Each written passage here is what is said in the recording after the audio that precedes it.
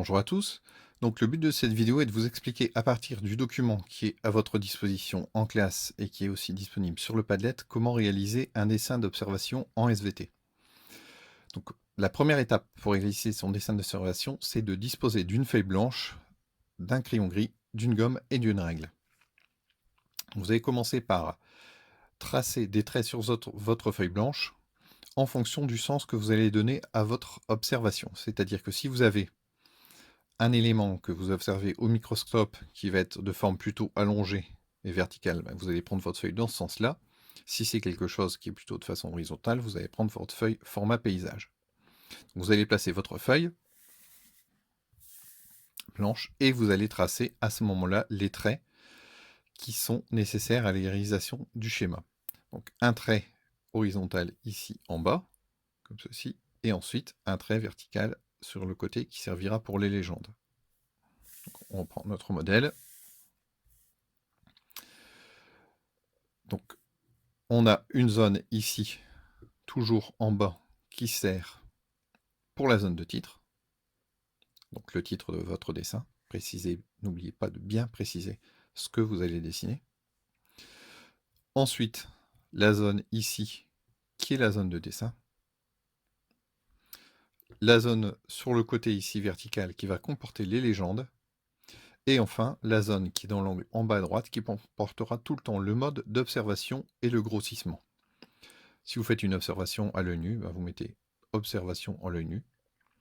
Si vous faites une observation au microscope, il faudra donc indiquer le grossissement du microscope. Donc indiquer MO pour microscope optique et fois, par exemple, 40.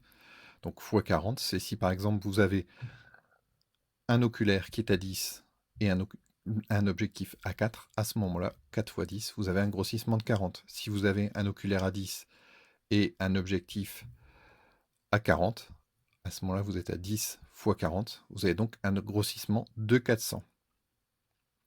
Le dessin d'observation en SVT se fait toujours au crayon gris, tout au crayon gris, et un crayon bien taillé, tracé fin. Le tracé épais, ou les tracés qui sont étalés, ça vous fait perdre des points. Alors, je vous ai mis un document modèle ici. Donc, on observe bien sur ce modèle-là, donc ça, cet encadré-là représente le tour de la feuille. Ça ne sert à rien de retracer sur votre feuille un carré. Le carré, là, c'est la feuille. Vous avez juste à tracer une ligne horizontale et une ligne verticale ici. En bas, le titre complet. Donc par exemple, si on observe des cellules de l'épitherme de la feuille de poireau, on va écrire observation de cellules de l'épiderme de la feuille de poireau. On ne va pas juste mettre observation d'un poireau, parce que ce serait un titre qui serait incomplet. Les flèches sont à tracer à la règle, bien droites, et pointent précisément vers ce que vous voulez montrer. Quand la flèche ne peut pas être tracée droite parce que vous risquez de croiser les flèches, à ce moment-là, vous faites des flèches droites avec une déviation ici afin d'éviter de croiser. Les flèches ne doivent jamais se croiser. Et enfin, vous écrivez sur le côté en face de chaque flèche le titre qui correspond précisément à la légende que vous voulez ajouter. Attention, bien sûr, aux fautes d'orthographe, que ce soit dans la légende ou dans le titre. Cette partie-là est toujours réservée au grossissement, donc je vous en ai parlé précédemment. Concernant la largeur des marges inférieures et latérales, vous pouvez prendre par exemple 3 cm ou 5 cm. Vous pouvez aussi prendre 6 cm et 4 cm. Bon, si vos marges ne respectent pas précisément ces dimensions-là, mais que vous avez dû les adapter parce que vous aviez beaucoup de choses à mettre en titre ou en légende, ce n'est pas très grave. L'important, c'est que ce soit propre et clair. Ensuite, nous allons voir le barème utilisé pour la correction de ce dessin d'observation. Donc, c'est ce qu'on appelle un barème à curseur. Donc, ce document est aussi disponible sur le Padlet. La première chose qu'on observe sur ce barème à plusieurs, c'est l'aspect général du dessin. Est-ce que le dessin est-il fidèle à la réalité? Est-ce qu'il est bien centré sur la feuille? Et là, donc, vous avez 3 choix possibles. Soit il est bien, soit il est plus ou moins ressemblant, plus ou moins bien centré, soit il est pas du tout ressemblant et pas du tout centré. Donc, selon à chaque fois ce qui va être répondu sur ce curseur-là, ça va nous donner un passage à une question suivante qui va permettre d'établir différentes gradients de notes.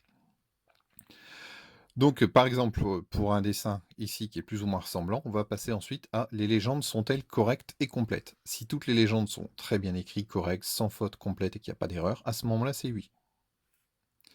Ensuite, on passe à la question suivante. Y a-t-il un titre complet et correct? Est-ce que l'objet observé, le mode d'observation et le grossissement sont aussi précisés? C'est-à-dire, est-ce que le titre est complet? Est-ce que le mode d'observation, par exemple microscope optique MO, est précisé? Et que le grossissement est bon? C'est-à-dire un grossissement, par exemple, de x40 quand on a un objectif de 10 et un oculaire de 4. Donc si ça c'est bon, ici on est donc à oui. On passe à la question suivante. Le dessin est-il réalisé au crayon gris à papier et les traits sont-ils fins et nets? À ce moment-là, si c'est bon, oui, et donc on arrive ici à une note de 15. Donc vous voyez qu'en fait toutes les notes possibles figurent sur ce barème à curseur, en fonction de l'aspect général du dessin, de sa ressemblance, en fonction de la légende, en fonction du titre, en fonction du soin du dessin. La note minimum pour un dessin qui serait ni ressemblant, incomplet, etc., enfin qui serait complètement raté, c'est 2. Pour avoir 0, il faut que l'élève ait complètement raté le dessin et qu'en plus, il ait oublié de mettre son nom ou son prénom ou sa classe. Là, c'est moins 2 points. Donc faites bien attention à la réalisation de votre dessin. Vous pouvez vous aider de ce document afin de bien respecter les consignes qui sont à respecter pour avoir une bonne note.